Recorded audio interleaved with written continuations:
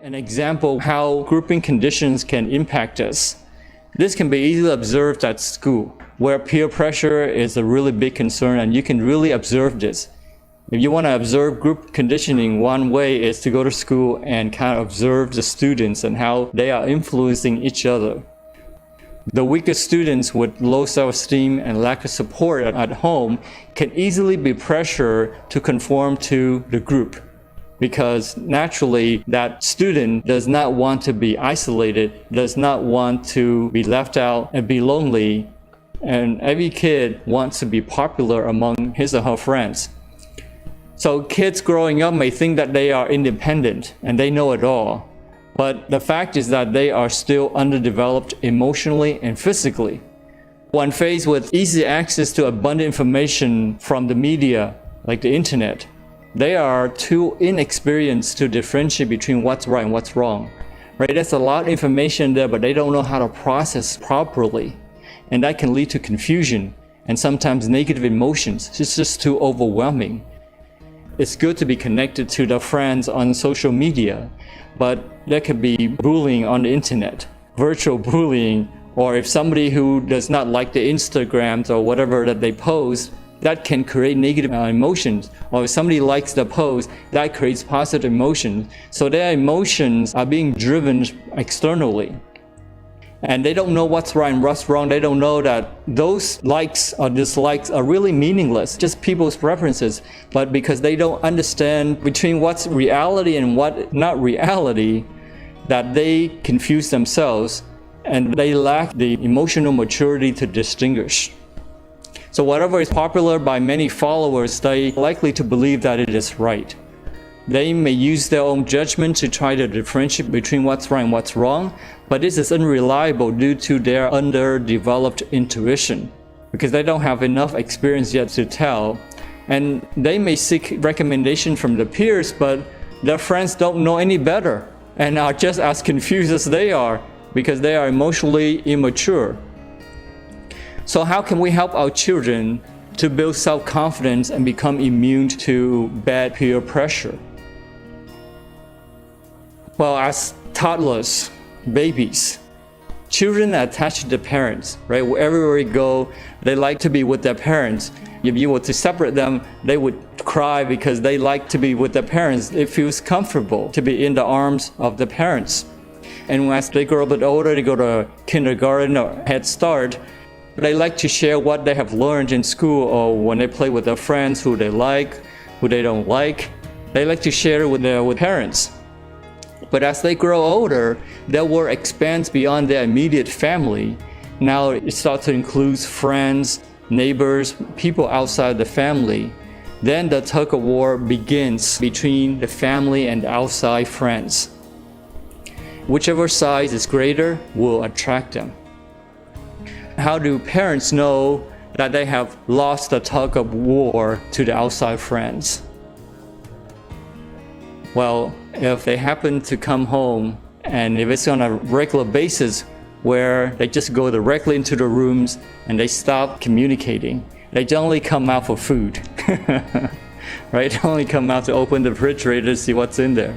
And they no longer share with their parents about the things going on outside of the home like they used to. Then we know that we have lost them. The force of attraction is greater on the other side. How strong is peer pressure? It is extremely strong, and we should not underestimate it. Consider this. Parents spend years of effort, money, resources in feeding and nurturing the children. Right? You spend 10 years, 20 years maybe.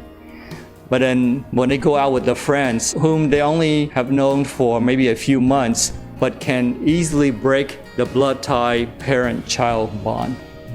So that's how strong peer pressure is. So this is because the children are emotionally underdeveloped to be able to clearly differentiate between what's wrong and what's right. And so whatever pulls them much stronger, they will likely to follow. As adults, you know that you don't do that. You know that people are tricking you and trying to use you emotionally, for example. You don't follow because you have that emotional maturity.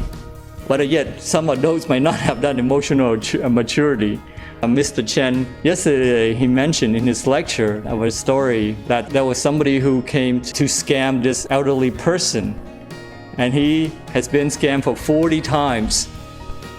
And then people asked him, why are you willing to let yourself being scammed?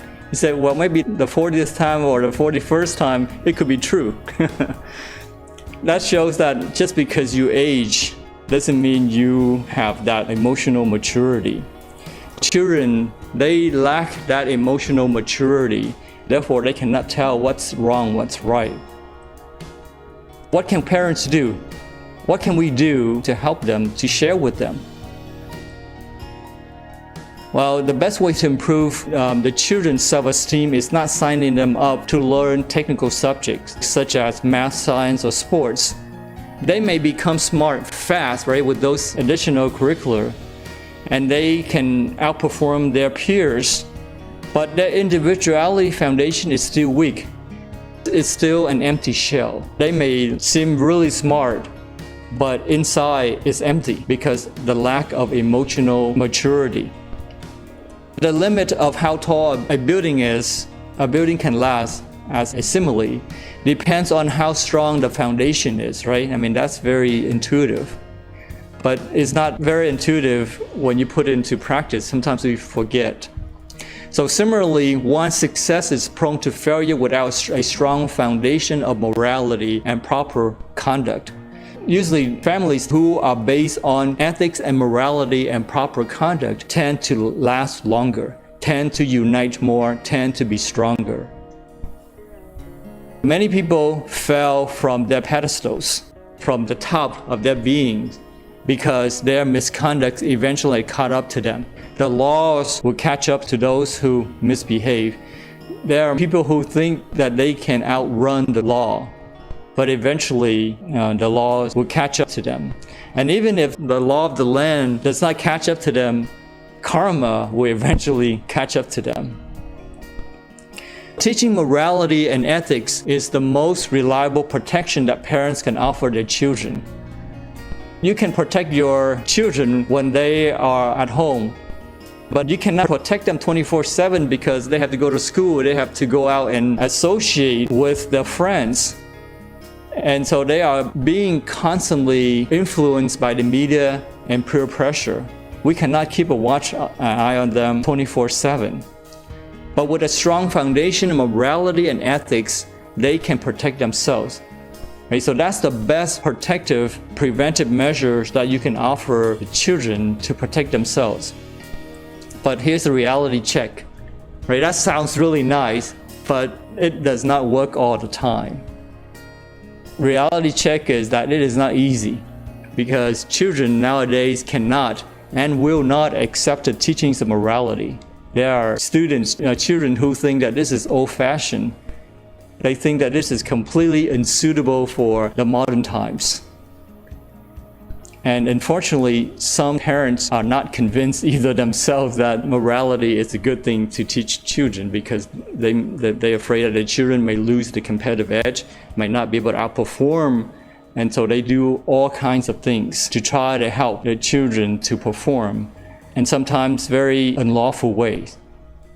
For example, parents may be very wealthy and they may buy somebody who has powers at such school to have that advantage in admission. They think they're doing the right thing, but may not be the right thing because that undermines the children's ability to perform themselves, to excel themselves. So here's the question. If morality is such a good protection, then how come children don't believe so? They're not convinced. So is there a disconnect? Well, I want to share with you this little story here. It's from the book called Journey in Search of the Way. It is an autobiography of Satomi Myoto. Satomi Myoto was a Japanese nun in Japan.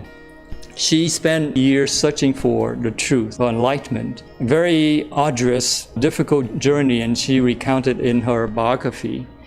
Eventually, she was successful, acknowledged by her teachers, Later on, when she reached enlightenment, she came back to her family to see how the family was doing, and knowing that everything was okay, she entered meditation and left this world peacefully. She had the ability to do that, so based on that, it's a good indication that she achieved something beyond this world. But anyway, in her biography, she had this description of her childhood and why she was very mischievous. She said that when I was young, I was not good at all. I was a real devil. And maybe that was because of my karma, but it was also because of the conditions.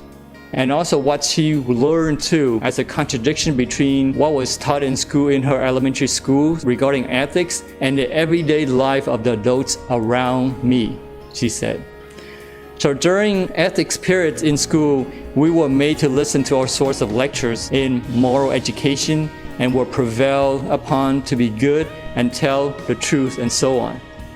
When I went home, however, I found lies and deceptions. One moment a guest would arrive at my parents, and my parents would say sweet words to his face and play up to him. But when he left, instantly, like a hand turning over, they would badmouth and ridicule him. In the Vietnamese version, it describes about her teacher, a very respectful teacher. And everybody looked up to him, and he would say, don't do bad things, don't drink, don't gamble, and so forth. But then she would see him every weekend playing gambles. And he would get drunk and he would shout whenever he lost. That was really confusing for her because in school she was taught to behave properly, but yet when she looked at life and looked at people, they behaved very differently. Such events are usual. I wonder if this went on only in my home, but no, whatever home, whatever adult, even my respected school teacher, all were the same. I didn't know what to make of it. What is this all about? I asked myself. Oh, I get it. As a subject of study, the morality we learn in school is best just drummed into the head, like a recording. But life and morality are two absolutely different things. The reality of everyday life is built on lies. It got to a point where the question of truth and falsehood ceased to enter my mind. And so this contradiction here is what's causing children not to believe. When they grow up, they are not convinced that being moral, being ethical is something that is worth trying. So the best protection that parents can offer their children is their own practice of morality and sharing it with the children. The consistencies between our teachings and behavior is encouragement and a reinforcement for the children. And so this is one way that parents can help their children to avoid peer pressure. In other words, to avoid group conditioning. Morality is not old-fashioned. It's really good protection, but it just lets children who don't see the value in it. And that is because as children, they did not observe that consistency. What they saw and what they were taught were two different things. Even kids, very young kids, they are extremely observant. And so they can detect the inconsistency.